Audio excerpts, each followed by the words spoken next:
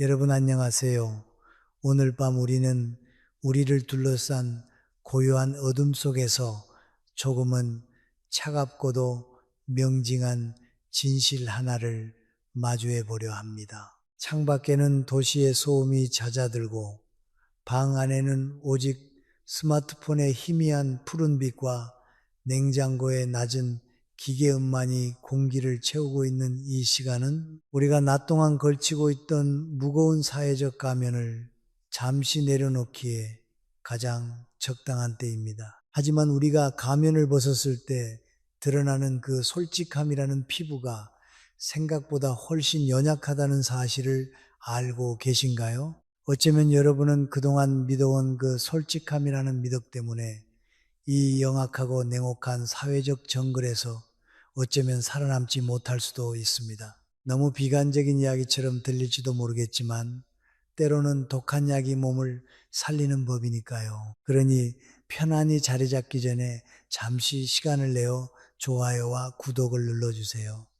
물론 제가 여기서 하는 작업이 정말 마음에 드실 때만요. 그리고 지금 이 영상을 보고 계신 여러분의 현재 위치와 현지 시간을 댓글로 남겨주세요. 지구 반대편 누군가도 여러분과 비슷한 고민으로 잠 못 이루고 있을지 모르니까요. 자, 이제 불을 끄고 잔잔한 백색 소음을 위해 선풍기를 켜셔도 좋습니다. 오늘 밤의 여정을 함께 시작해 볼까요? 왜 어떤 사람은 처음부터 당신의 사생활부터 묻는 걸까요?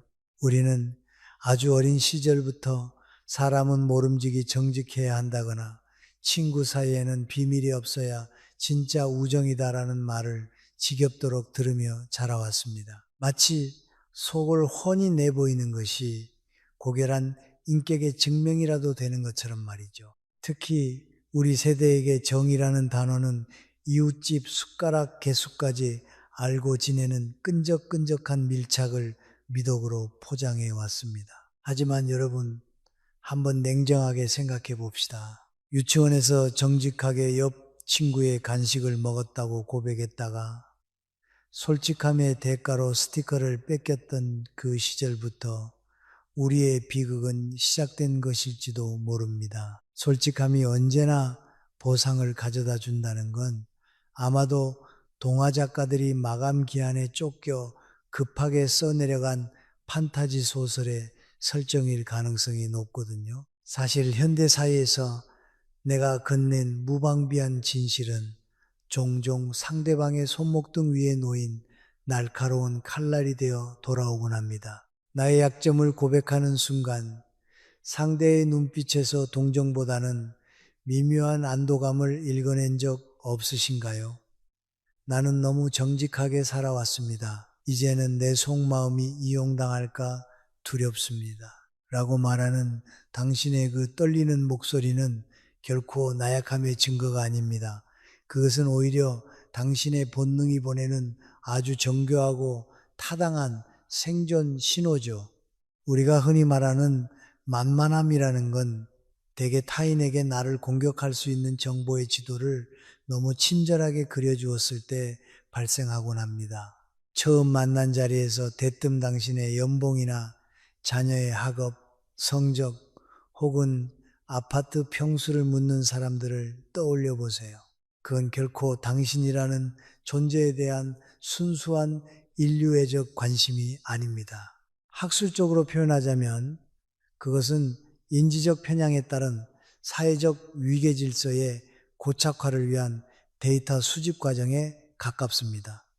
즉, 당신을 자신의 발밑에 둘지 아니면 우러러봐야 할 상전으로 모실지 결정하기 위해 당신의 사생활을 스캔하는 일종의 사회적 레이더 가동인 셈이죠. 여기서 재미있는 잡지식 하나를 알려드릴까요?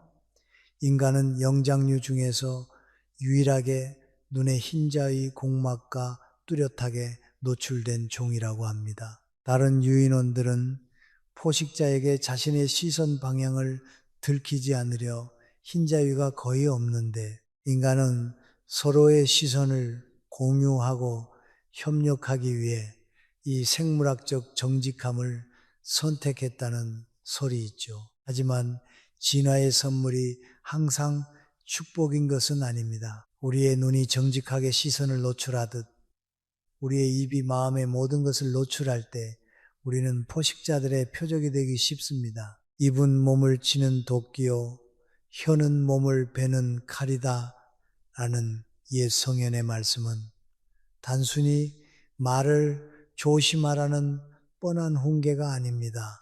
그것은 내 내면의 영토를 지키는 성벽을 허물지 말라는 절박한 생존 전략이죠. 가끔은 우리가 키우는 고양이처럼 굴 필요가 있습니다.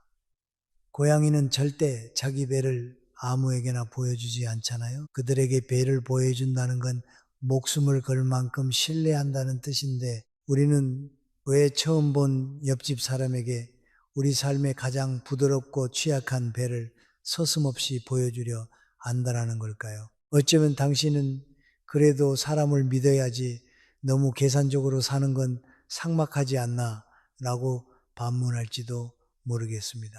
네, 맞습니다. 믿음은 소중하죠. 하지만 진정한 신뢰는 모든 것을 쏟아내는 노출증에서 오는 것이 아니라 서로의 경계를 존중하는 건강한 거리감에서 피어납니다. 마치 고슴도치들이 추운 겨울날 너무 가까이 붙으면 서로의 가시에 찔리고 너무 멀어지면 추위에 떠는 것처럼 우리에게도 우아한 거리가 필요합니다. 당신의 정직함이 상대에게 공격권을 부여하는 초대장이 되어서는 안 됩니다. 만약 누군가 당신의 사생활을 무례하게 파헤치려 든다면 그것에 성실히 답하지 않는 것이 오히려 당신의 품격을 지키는 길입니다.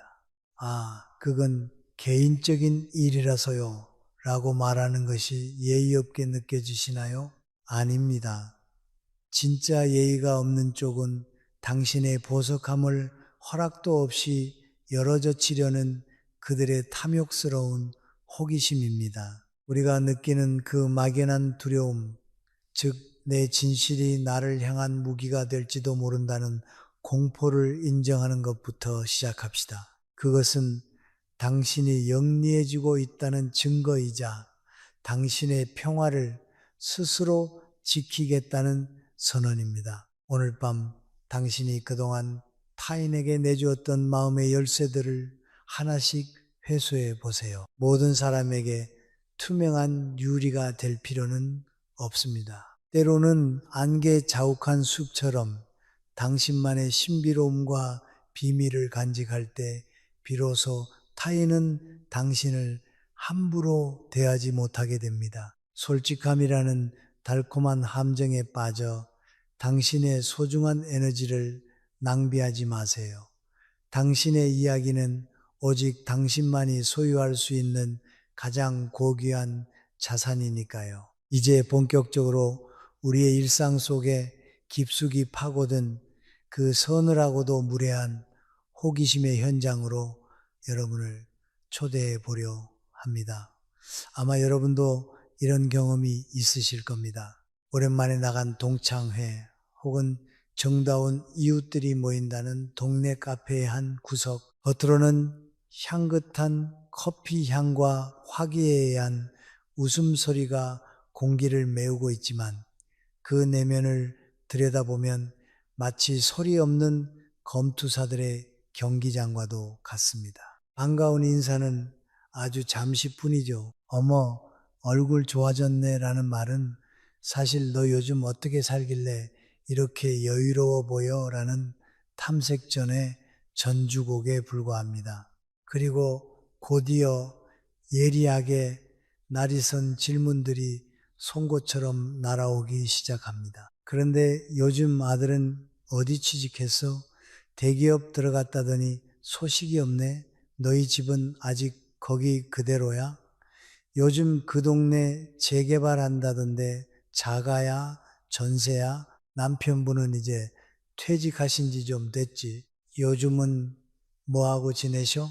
이런 질문들 말입니다. 사실 이런 질문을 던지는 사람들을 보면 가끔은 국가통계청에서 비밀리에 파견된 요원이 아닐까 하는 합리적인 의구심이 들기도 합니다. 그들은 마치 우리의 인생을 엑셀 파일에 정리해서 등급이라도 매기려는 듯 집요하죠.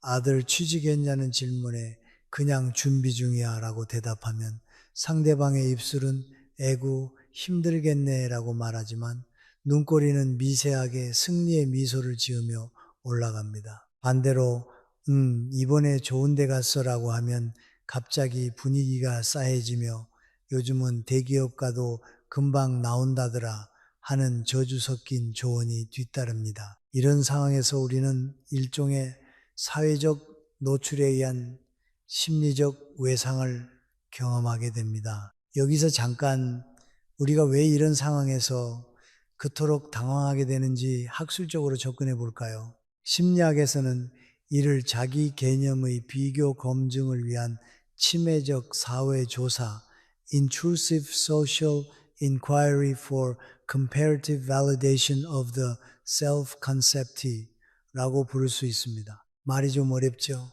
쉽게 말해 상대방이 내 사생활을 캐묻는 건 나에 대한 관심이 아니라 나를 깎아내려 자신의 빈약한 자존감을 채우기 위한 비겁한 전략이라는 뜻입니다. 이럴 때마다 우리는 대답을 피하자 내가 속 좁은 사람처럼 보일까봐 겁이 나고 어색한 공기를 견디지 못해 나도 모르게 비밀번호를 누르듯 내 삶의 중요한 정보들을 술술 불어버리고 맙니다. 그리고 돌아오는 길, 차창에 비친 자신의 얼굴을 보며 깊은 한숨을 내뱉죠. 아차, 그 말은 하지 말걸. 남편 연봉까지 말할 필요는 없었는데 하는 자책이 파도처럼 밀려옵니다. 그날 밤 여러분은 아마 쉽게 잠들지 못할 겁니다. 이불 속에서 하이킥을 날리며 왜 나는 그때 더 당당하게 대답하지 못했을까?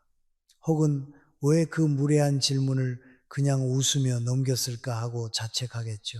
상대는 내 대답을 듣고 어머 좋겠네라고 영혼 없는 추임새를 넣었지만 우리는 본능적으로 압니다. 그들의 눈빛 속에 담긴 것이 축하가 아니라 나를 채로치듯 걸러내고 평가하며 자신의 우월감을 확인하려던 잔인한 호기심이었다는 사실을요. 혹은 반대로 나의 행복이 그들에게는 시기 질투의 불씨를 지피는 땔감이 되었을지도 모릅니다. 말이 입 안에 있을 때는 네가 말을 지배하지만 말이 입 밖으로 나오면 말이 너를 지배한다는 유대인의 격언은 바로 이런 순간을 위해 존재합니다. 재미있는 잡지식 하나를 덧붙이자면 우리 뇌에는 배측 전대상피질이라는 부위가 있는데 이곳은 신체적인 통증을 느낄 때뿐만 아니라 사회적 거부나 무례한 대우를 받았을 때도 활성화된다고 합니다. 즉 누군가 너희 집 자가야 라고 묻는 무례함은 당신의 정강이를 걷어차는 신체적 공격과 뇌 입장에선 다를 바가 없다는 것이죠. 그러니 여러분이 그 질문을 받고 마음이 아픈 건 당연한 겁니다. 여러분이 예민한 게 아니라 상대방이 무기를 들고 휘두른 것이니까요. 사실 우리는 모두 어느 정도 조명 효과, 스팟라이트 에펙트에 사로잡혀 있습니다. 남들이 내 일거수일투족을 지켜보고 평가한다고 믿는 착각이죠. 하지만 슬픈 진실은 그들은 당신의 인생에 진심으로 관심이 있는 게 아니라 오직 자신의 우월함을 확인하기 위한 도구로서 당신의 정보를 소비할 뿐이라는 점입니다. 마치 편의점에서 껌을 고르듯 당신의 사생활을 고르고 맛이 없으면 금방 뱉어버리죠. 이런 소모적인 관계에 왜 우리의 소중한 진실을 내주어야 할까요? 가끔은 그런 생각도 듭니다. 차라리 친구들과 모일 때 개인정보보호법 준수 서약서라도 한 장씩 돌리고 시작하면 어떨까 하고요. 오늘 모임에서 나온 자녀 성적, 부동산 시세, 배우자 흉보기는 이 문 밖을 나가는 순간 자동 폐기됩니다. 라고 말이죠. 물론 현실에선 불가능한 일이지만 적어도 내 마음속에서는 그런 서약서를 가지고 있어야 합니다. 남들이 내 성벽 안으로 무단 침입하려 할 때 무조건 문을 열어주는 것이 미덕인 시대는 지났습니다. 상대의 눈빛이 나를 평가하고 비교하며 그 속에서 자신의 안도를 찾으려 할 때 우리는 그 게임의 판을 깨버려야 합니다. 그들이 원하는 대답을 주지 마세요. 당신의 인생은 그들의 안주거리가 되기 위해 존재하는 것이 아닙니다. 찝찝한 기분으로 잠 못 이루는 밤이 반복된다면 그것은 당신이 착해서가 아니라 당신의 경계선이 너무 낮기 때문일지도 모릅니다. 이제는 그 경계선을 조금 더 높이 쌓아 올릴 때입니다. 무례한 질문들이 송곳처럼 날아와도 당신의 단단한 자존감이라는 방패에 튕겨 나갈 수 있도록 말이죠. 침묵은 때로 가장 강력한 대답이 되기도 합니다. 자, 이제 우리는 그들의 머릿속을 한번 현미경으로 들여다볼까 합니다. 왜 그들은 그토록 타인의 삶이라는 뷔페에서 가장 자극적이고 맛있는 접시만 골라가려 할까요? 그들의 뇌 구조를 분석해 보면 거기엔 아주 원초적이고도 비겁한 세 가지 본능이 또다리를 틀고 있습니다. 이 심리를 이해하고 나면 더 이상 그들의 질문이 날카로운 화살로 느껴지지 않을 겁니다. 그저 저 사람 지금 자기 마음의 허기를 채우려고 저러는구나 하고 안쓰럽게 바라볼 수 있는 여유가 생길 테니까요. 첫 번째 본능은 바로 서열 정하기, 즉 비교 심리입니다. 인간은 사회적 동물이라는 거창한 수식어를 달고 있지만 사실 그 기저에는 끊임없이 남보다 우위에 서고 싶어하는 유치한 본능이 숨어 있습니다. 그들에게 당신의 사생활은 당신이라는 한 인간을 이해하기 위한 정보가 아닙니다. 그것은 오직 자신과 당신을 저울질하기 위한 비교 데이터일 뿐이죠. 학술적으로 말하자면 이들은 상대적 박탈감을 상쇄하기 위한 하향 사회적 비교, downward social comparison을 수행하고 있는 중입니다. 자신이 가진 것의 가치를 스스로 확인하지 못하니 남의 불행이나 부족함을 확인하면서 그래도 내가 쟤보다는 낫지라는 비루한 안도감을 얻으려는 것입니다. 여기서 첫 번째 농담을 하나 던져볼까요? 이런 사람들은 마치 우리 인생이라는 시험지를 채점하는 선생님처럼 행동하지만 정작 본인의 시험지는 백지로 제출한 경우가 많습니다. 자신의 인생을 돌볼 에너지가 없으니 남의 인생에 빨간 펜을 긋고 싶어 하는 것이죠. 여러분, 혹시 사촌이 땅을 사면 배가 아프다는 말을 사촌이 땅을 사면 내 소화제 값이 든다라고 이해하는 분들이 주변에 있나요? 그렇다면 그들은 지금 극심한 소화불량 상태인 겁니다. 당신의 사생활을 캐묻는 건 그들이 마실 공짜 소화제를 찾는 행위나 다름없습니다. 두 번째 본능은 가십의 미천 마련, 즉 전파 심리입니다. 당신의 이야기는 그들이 다른 모임이나 단톡방에서 주인공이 되기 위해 팔아치울 아주 값싼 간식거리입니다. 내가 아는 누가 이번에로 시작되는 소문의 근원지가 바로 당신의 정직한 고백이 되는 것이죠. 여기서 흥미로운 잡지식 하나를 소개해 드릴게요. 영국의 인류학자로 빈덤바는 인간의 뇌 용량으로 볼 때 진심으로 관계를 맺을 수 있는 사람의 수가 약 150명 덤바의 수이라고 주장했는데 그는 동시에 인간이 언어를 발달시킨 이유 중 하나가 바로 가십 꽃스피 때문이라고 말했습니다. 원시 시대에 서로 털을 골라주며 친밀감을 다졌던 영장류처럼 인간은 남의 뒷담화를 하며 공동체의 유대감을 확인한다는 것이죠. 하지만 이 유대감이라는 게 얼마나 허망한가요? 타인의 고통을 땔감 삼아 타오르는 모닥불은 금방 꺼지기 마련이고 그 불꽃에 가장 먼저 데이는 것은 결국 자기 자신입니다. 가십을 즐기는 사람들의 귀는 코끼리처럼 커 보이지만 사실 그 안은 텅 비어 있습니다. 남의 이야기를 채워넣지 않으면 자신의 공허함을 견딜 수 없기 때문이죠. 이들에게 당신의 비밀을 털어놓는 건 동네 확성기에 대고 내 일기장을 낭독하는 것과 같습니다.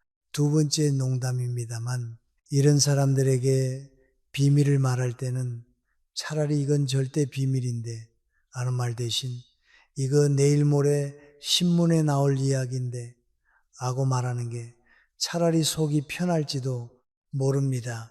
어차피 결과는 같을 테니까요. 세 번째 본능은 가장 위험한 통제권 확보, 즉 권력 심리입니다. 정보는 힘입니다. 상대에 대해 많이 알수록 그 사람을 다루기 쉬워진다는 사실을 그들은 본능적으로 압니다. 당신의 약점이나 고민을 알고 나면 그들은 조언이라는 아주 교묘한 가면을 쓰고 당신의 인생에 간섭하기 시작합니다. 내가 다 너 생각해서 하는 말인데 라는 말로 시작하는 그들의 훈수는 사실 당신을 자신의 통제 아래 두려는 권력의지의 발현입니다. 당신의 정보를 수집함으로써 당신의 경계선을 무너뜨리고 당신의 인생이라는 영토에 자신의 깃발을 꽂으려는 것이죠. 이것은 일종의 심리적 가스라이팅의 전조 단계이기도 합니다. 당신이 힘들 때 건넨 따뜻한 위로가 나중에 너 저번에 힘들다고 질질 짤 때 내가 도와줬잖아 라는 부메랑이 되어 돌아오는 경험 해본 적 있으신가요? 이들에게 친절을 베푸는 것은 굶주린 늑대에게 내 등심 스테이크를 내주는 것과 같습니다. 늑대는 스테이크를 다 먹고 나면 반드시 당신의 손목까지 노릴 테니까요. 여기서 세 번째 농담입니다. 이런 좋은 중독자들에게 최고의 치료제는 정말요? 그럼 제 통장에 잔고가 좀 부족한데 그것도 좀 해결해 주실 수 있나요? 라고 묻는 겁니다. 통제권은 갖고 싶어 하지만 책임은 지기 싫어하는 그들은 아마 빛의 속도로 도망갈 겁니다. 인간의 모든 불행은 방 안에 혼자 조용히 머물러 있지 못하는 데서 온다라고 파스칼은 말했습니다. 자신의 내면과 마주할 용기가 없는 자들이 타인의 방안을 엿보려 창문을 두드립니다. 그들이 두드리는 소리에 일일이 대답할 필요는 없습니다.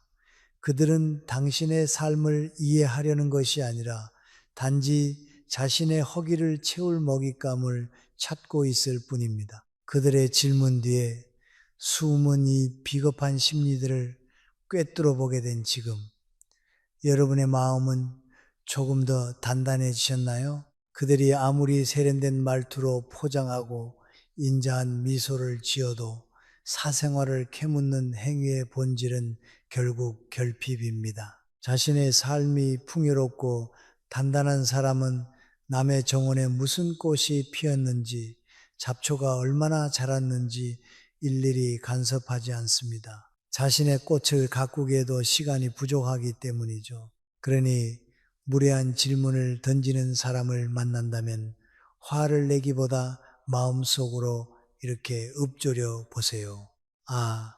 저 가엾은 영혼이 오늘도 남의 집 담장을 넘으며 자기 존재를 확인하려 애쓰는구나 라고요. 이제 우리는 그들의 손에 쥐어진 채점표를 빼앗아 찢어버릴 준비가 되었습니다. 당신의 인생은 오직 당신만이 채점할 수 있는 유일무이한 시험지니까요. 이제 우리는 그들의 비겁한 심리라는 지도를 손에 넣었습니다. 지도를 가졌으니 이제는 실제